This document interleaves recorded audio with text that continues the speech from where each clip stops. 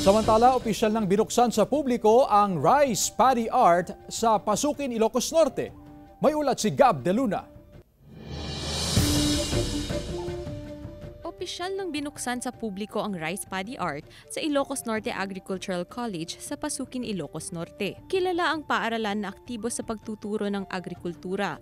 Mismong mga estudyante at guro ang nagtanim ng palay. Ginamitan ng variety ng purple rice na IR 1552 at RC 82 sa Rice Paddy Art ng halos 2 buwan. Hindi raw aakalain ng mga guro at estudyante na matatapos ang Rice Paddy Art dahil sa epekto ng mga nagdaang bagyo at problema sa peste.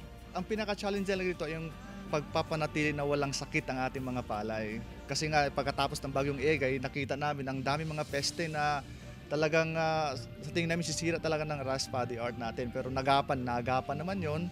At yun nga, at napaganda naman yung resulta. Layon daw nitong hikayatin ang mga mag-aaral na gawing masaya ang pagtatanim at mag-aral sa kursong agrikultura upang matulungan ang mga magsasaka sa mga suliraning pang-agrikultura.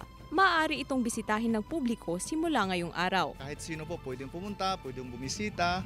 Kung grupo naman po sila, for example, isang organisasyon o isang school, maaari lang makipag-ugnayan sa aming eskwelahan para masit namin at maayos talaga namin yung schedule na kanilang pagbisita.